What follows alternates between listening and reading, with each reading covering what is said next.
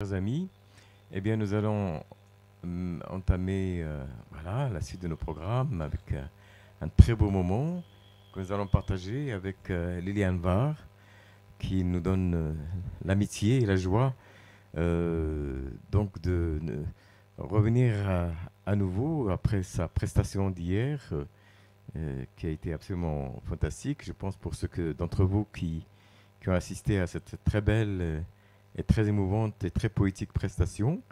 Et donc maintenant, c'est le muscle des secrets, le muscle des secrets, le parfum et le désir dans la poésie persane. Le muscle des secrets, le parfum et le désir dans la poésie persane. Vous savez, nous sommes déjà entrés un peu dans l'air depuis hier. Hein, il y avait déjà quelques exhalations qui nous ont donné l'indication du langage secret, des parfums, des fleurs, par le fait d'abord de nous remettre dans ce lieu magnifique, dans ce jardin, et puis par les thématiques qui vont suivre. Je crois que tout à l'heure, nous aurons un atelier avec Sib Abdelrazak Ben Chaban, qui nous fait aussi l'amitié de nous rejoindre et d'être parmi nous. Mais on va le présenter tout à l'heure plus particulièrement. Et il va faire un atelier sur cette thématique dont il est un des grands experts. Et nous terminerons à nouveau demain soir avec la création à laquelle participe Liliane Var sur le langage secret des fleurs et des parfums. Et je laisse Liliane Var prendre la parole pour sa présentation et sa conférence.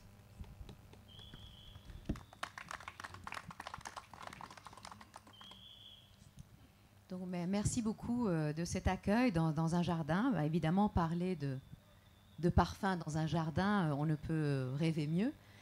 Même si on n'est plus maintenant dans la saison des fleurs à foison, néanmoins, le jardin, c'est quand même autant c'est vraiment le lieu de tous les plaisirs du corps, toutes les voluptés possibles par les 5 sens, puisque dans le jardin, bien sûr, on voit la couleur verte et la couleur des fleurs. On entend le chant des oiseaux, on ressent sur sa peau la douceur de la brise et on sent le goût des fruits, qui sont aussi les fruits du jardin. Et puis, évidemment, on sent les parfums qui s'exhalent de tous les éléments qui constituent le jardin. Et si je vous dis cela, c'est parce que finalement, dans la poésie persane, mais en fait plus largement dans la poésie de l'ère musulmane, le jardin joue un rôle extrêmement important et à l'intérieur de ce jardin, le parfum a un statut particulier. Alors évidemment, le jardin joue un rôle important parce que le jardin, c'est la recréation dans ce monde, comme en reflet finalement du paradis céleste qui est promis à toute personne s'étant bien conduite dans ce monde.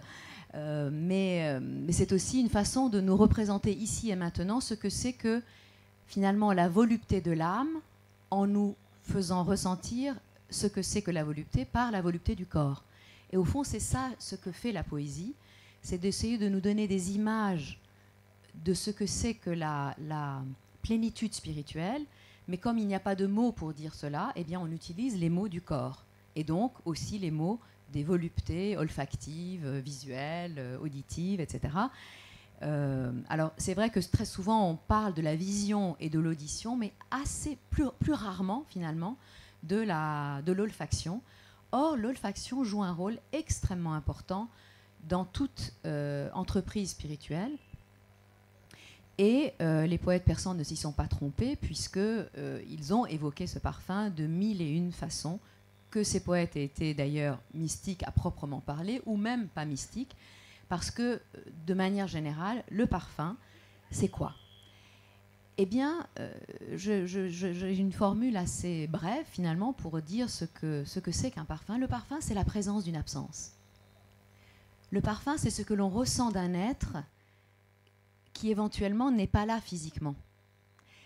Et on comprend bien ce que la mystique va pouvoir faire de cela, puisque le parfum de l'âme, enfin, le parfum que l'âme ressent, en fait, c'est le parfum de la présence divine, sauf que la présence divine, elle ne peut pas se donner à voir, donc elle va se donner à sentir. À tel point que parfois, Alors ça n'arrive pas systématiquement et il ne faut évidemment pas le rechercher, mais ça peut arriver que dans certains moments de prière, en particulier dans les prières nocturnes qui se font quand l'atmosphère est un peu purifiée, ou alors lors de cérémonies d'audition mystique dans laquelle vraiment on vit une expérience intérieure très forte, eh bien il peut arriver, je peux en témoigner, que l'on ressente un parfum et on croit du coup qu'il y a de l'eau de rose ou du jasmin ou du musc, alors qu'en fait il n'y a rien qui est, de matériel duquel émane ce parfum. Et en réalité, d'après ce que nous disent les mystiques, ce parfum que l'on ressent sans qu'il y ait l'élément physique qui aurait pu éventuellement le produire, eh bien, en fait, c'est un parfum spirituel. Et selon l'état spirituel dans lequel on est, ou selon l'énergie spirituelle qui veut se donner à sentir avec le nez, eh bien, ce sera des nuances différentes. Alors, évidemment, les deux grands parfums absolument incontournables, je dirais, du divin dans la tradition mystique, c'est la rose et le jasmin. Donc vraiment le parfum du jasmin et le parfum de la rose que tout à l'heure notre maître parfumeur va nous faire sentir. Ce sont les parfums qui ont cette capacité, alors qui expriment le divin ou en tout cas qui ont aussi la capacité de relier au divin. C'est pour ça que, je ne sais pas comment c'est au Maroc, mais en Iran, les mosquées sont toujours parfumées d'eau de rose. Ici, c'est plutôt l'encens. Donc, en Iran, on met vraiment de l'eau de rose partout. Et la légende iranienne veut que, là aussi, je ne sais pas si au Maroc, vous avez la même légende, mais en Iran, on fait l'eau de rose dans la région de Koshan, là, au mois d'avril-mai. Et donc, on cueille les roses qui sont spécialement faites pour l'eau de rose. Et ces roses qui sont faites spécialement pour l'eau de rose s'appellent Golé Mohammadi. Ça veut dire la rose mohammadienne. C'est celle-là qui est la plus parfumée qu'on utilise pour cela. Et la légende nous dit que cette eau de rose, en fait, c'est la transpiration du prophète Mohammed. Dans le monde spirituel, des gouttes de transpiration sont tombées et quand elles sont arrivées dans le monde, c'est devenu de l'eau de rose. Donc c'est vous dire à quel point l'eau de rose a une connotation spirituellement très forte. Et puis bien sûr, la rose en littérature persane, c'est aussi la rose rouge. Visuellement même, c'est la présence divine qui se donne à voir dans la beauté d'une rose rouge. Donc beaucoup de poètes, beaucoup de grands mystiques, dans leur vision, verront cette rose rouge et ce sera le témoignage qu'ils sont arrivés à une étape dans la vision et en même temps qu'ils la verront, eh bien, évidemment, ils sentiront le parfum de l'eau de rose. De manière générale, dans toutes les civilisations, les parfums sont faits pour relier la terre au ciel. Effectivement, on utilise le oud, on utilise donc l'encens, on utilise l'aloès, on utilise beaucoup de bois. En Égypte ancienne déjà cela se faisait. Dans toutes les cérémonies mortuaires dans des diverses civilisations du monde, on fait cela. Pourquoi ? Parce qu'on pense que le parfum, c'est quelque chose qui permet de relier justement, c'est quelque chose entre le visible, le perceptible et l'invisible, vous voyez ? Donc ça permet de relier la terre au ciel. Et on a depuis toujours vénéré les dieux en leur faisant des offrandes de fumée parfumée. Donc très souvent, pourquoi il y a des encensoirs dans les lieux de culte ? Parce que dans l'encensoir, c'est une fumée qui est donnée en offrande au divin. Alors outre que l'encens a des vertus réellement antiseptiques, mais ça c'est en plus, je dirais. Je voudrais aussi signaler, tout à fait en passant, que le procédé de l'obtention de l'eau de rose par distillation a été inventé quand même par Avicenne. Donc c'est intéressant parce que Avicenne, c'est quelqu'un qui est à la fois un médecin, un philosophe, un mystique, à ses heures, je dirais pas perdues, mais gagnées. À ses heures gagnées, c'était aussi un mystique. Et il a des récits visionnaires dans lesquels on voit apparaître, en fait, cette image de la rose. Et donc, c'est un clin d'œil intéressant de se dire que c'est Avicenne qui a créé même le procédé par lequel on obtient donc l'eau de rose. Et alors, on est tous d'accord, bien sûr, que le parfum, c'est un agrément, dans le jardin en particulier, mais c'est aussi, alors comme je viens de le signaler, mais je vais un peu le développer, c'est aussi par excellence ce qui marque la présence de l'aimé. Alors encore une fois, la présence-absence éventuellement. C'est vrai que quand on aime une femme, et que son parfum flotte dans la pièce, c'est une façon de continuer à se relier à elle. D'ailleurs, quand on aime un homme et que son parfum flotte, c'est pareil, hein, je vous signale. Mais dans la littérature, c'est plus souvent les hommes qui ont parlé, et donc ils parlent plus du parfum des femmes. Et en fait, mais évidemment, ce parfum n'est pas dit étant un parfum extérieur. C'est vrai que c'est notre époque qui artificialise tout d'une certaine façon. Donc maintenant, on a du musc artificiel, on a de la rose artificielle, on a tout ça artificiel. Et finalement, le parfum des êtres est devenu un parfum artificiel. C'est associé à telle ou telle marque, etc. Et le marketing joue dessus. Et ça dit bien quelque chose de comment les choses les plus intimes et les plus profondes, parce qu'elles ont une telle valeur, en viennent à trouver une valeur marchande et du coup d'être finalement d'une certaine façon dévoyées de leur signification première. En tout cas en littérature persane, le parfum est vraiment associé à l'être de l'aimer. Et ce qui est très beau, c'est que par exemple dans les miniatures, quand on représente l'être aimé, comme évidemment on ne peut pas représenter le parfum, parce que vous avez remarqué aussi une chose avec le parfum, c'est que si la chose n'est pas là, si le parfum n'est pas là, les molécules de parfum ne sont pas là, et je pense que nous allons en entendre parler avec le maître parfumeur, eh bien on ne peut pas se rappeler un parfum. Vous voyez ce que je veux dire ? C'est pas quelque chose. On peut se souvenir du visage de quelqu'un, on peut un peu se souvenir de la voix ou d'une musique, mais c'est très très difficile de reproduire de mémoire juste un parfum. Et c'est pourquoi, en fait, le parfum associé à l'être de l'aimer, donc quand il est représenté dans un tableau, qu'est-ce qu'on fait ? On représente par exemple le visage de la femme et autour d'elle, on met des fleurs qui flottent. Des fleurs qui ne sont pas dans un vase ou qui ne sont pas dans sa main, mais c'est vraiment des petites fleurs qui flottent, en général des jasmins voilà, en général des fleurs de jasmin. Et donc, ça, c'est le marqueur que l'être de l'aimer a un parfum singulier, particulier, évidemment suave et délectable. Et les poètes persans vont sans cesse parler de ce parfum, alors à la fois comme la présence d'une absence et évidemment comme ce que l'on ressent quand on est dans les bras de l'aimé.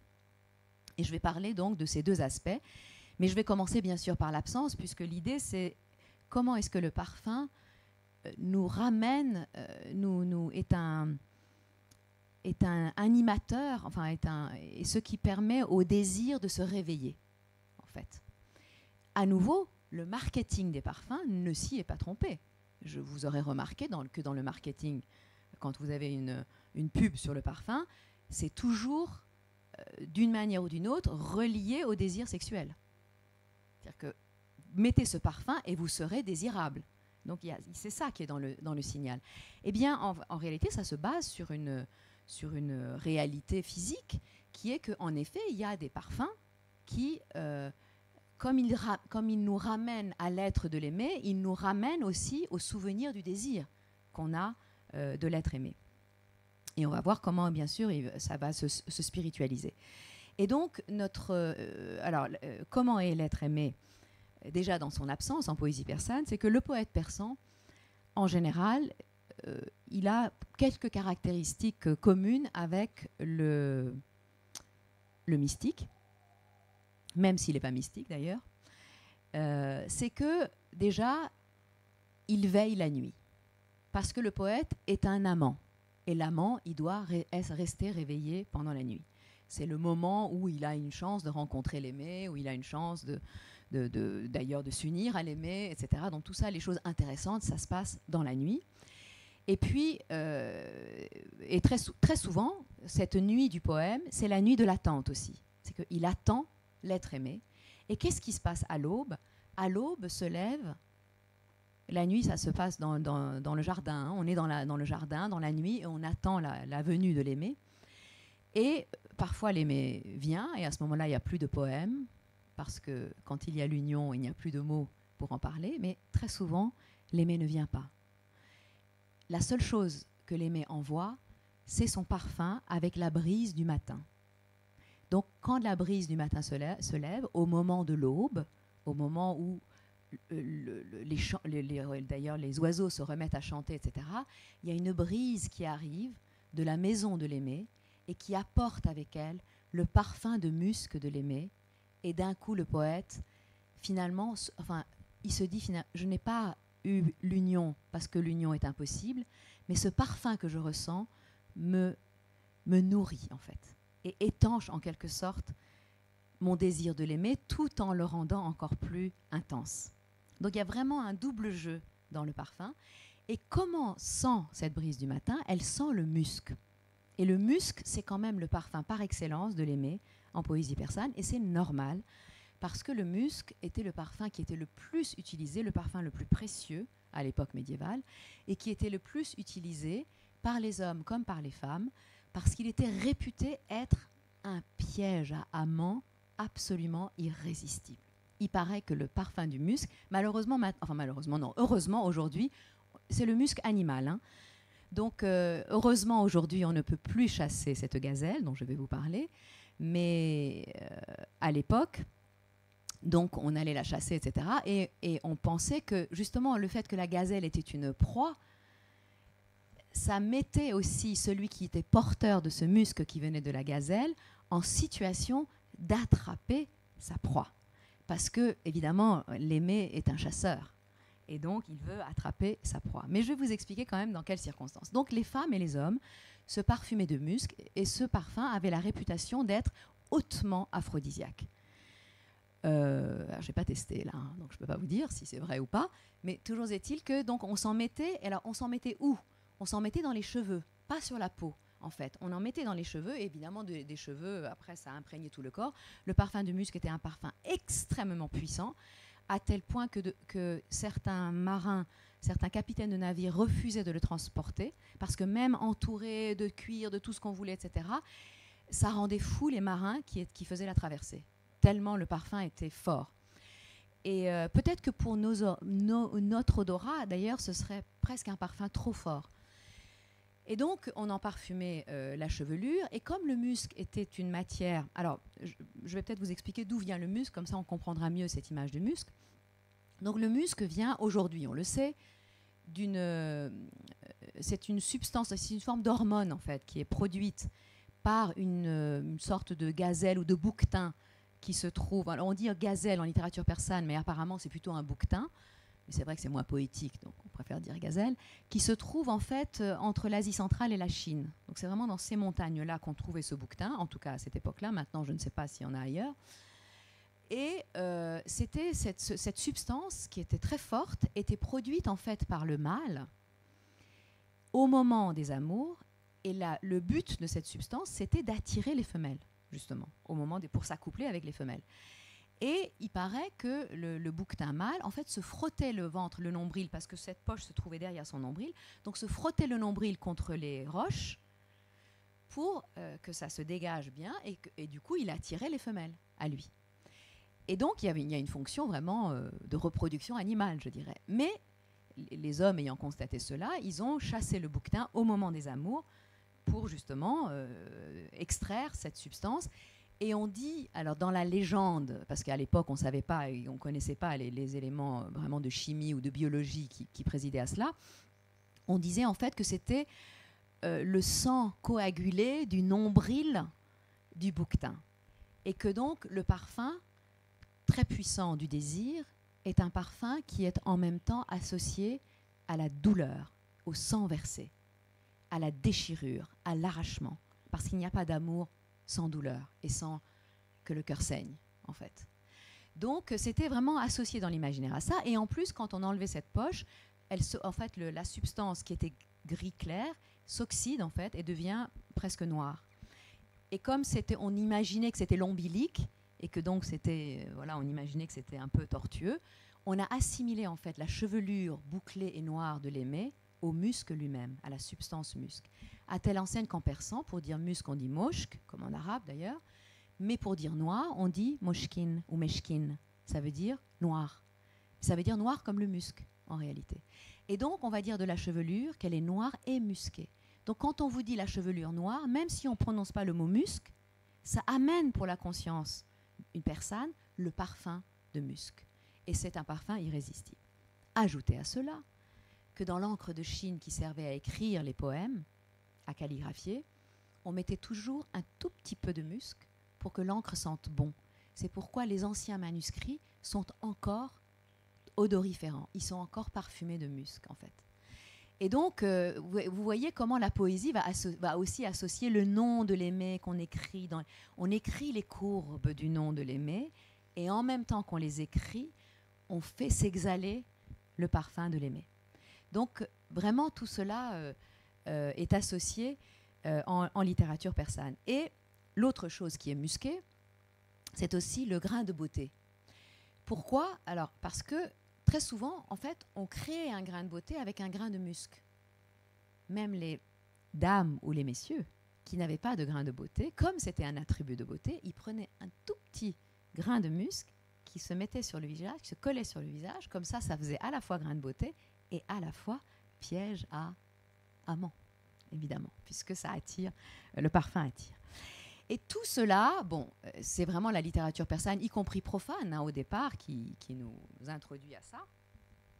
Et tout cela nous amène ensuite, quand la poésie mystique va se développer, à l'idée donc que le musc est aussi porteur, comme l'eau de rose, comme le jasmin, d'une idée du bien-aimé divin.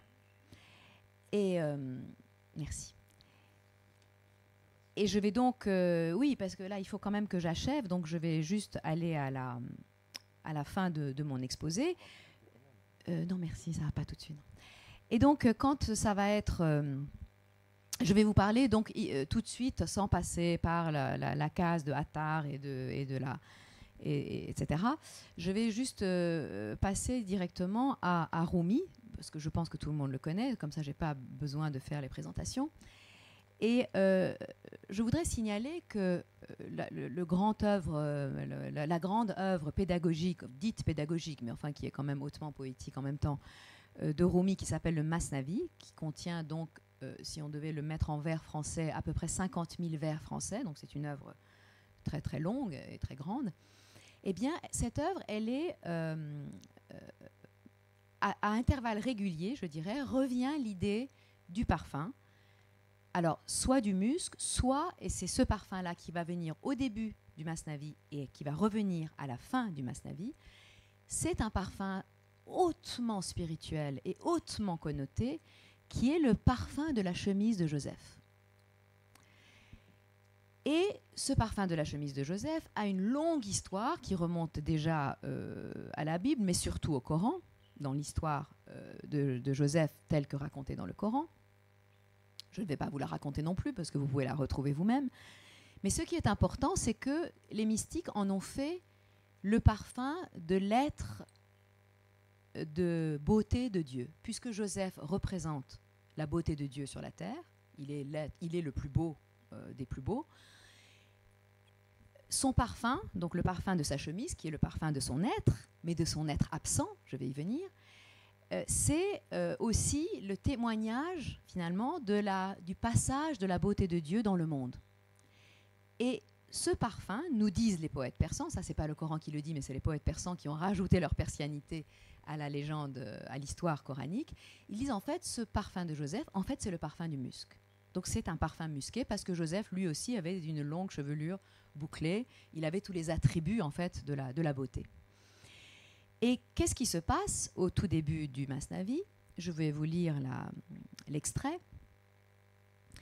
C'est qu'à un moment donné, Rumi donc, avait un maître qu'il avait aimé par-dessus tout et qui avait disparu, qui s'appelait Shams.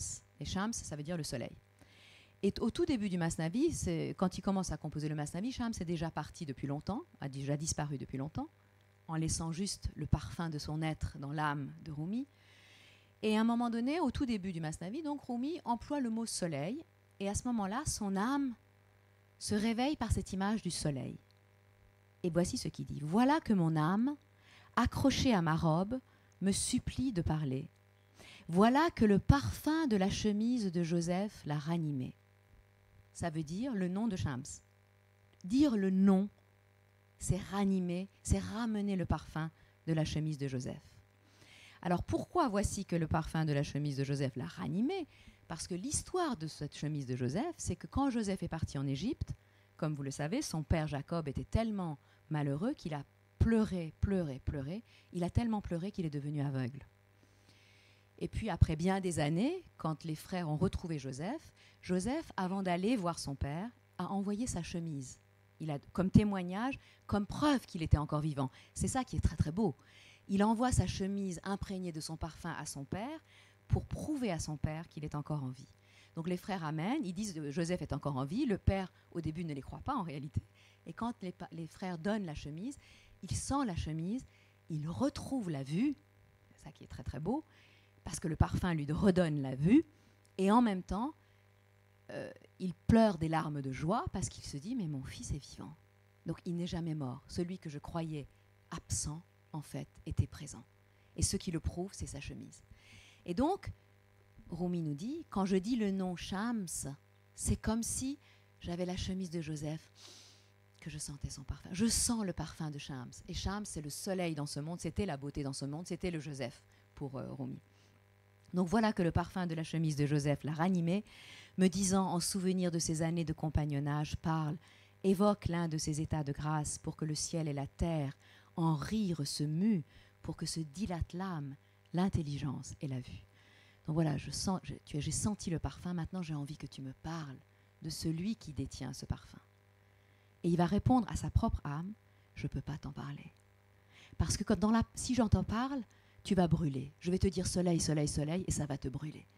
Alors je vais cacher le parfum dans mes histoires, dans mes contes, et là, tu pourras me suivre. Avec ce parfum, tu pourras me suivre. Donc c'est aussi une présence atténuée. C'est une présence enivrante, mais c'est aussi une présence que l'on peut supporter, que ce parfum. Et donc, après, il y aura tout le Masnavi, et à la toute fin du Masnavi, il reviendra sur cette idée, et il dira, voilà, je suis comme Jacob, et j'ai retrouvé la vue grâce au parfum.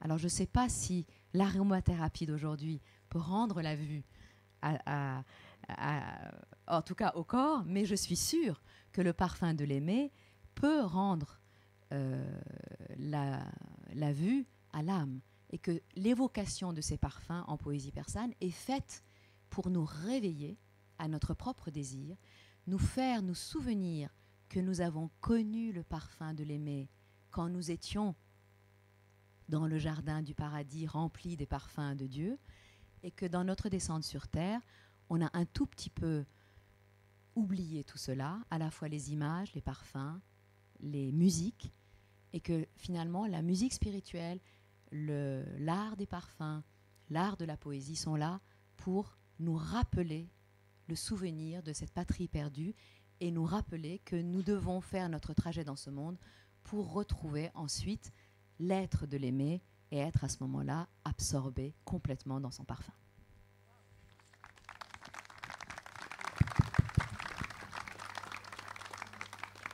Merci infiniment, chère Lélie, évidemment de ces voyages qui sont chaque fois autre chose, n'est-ce pas?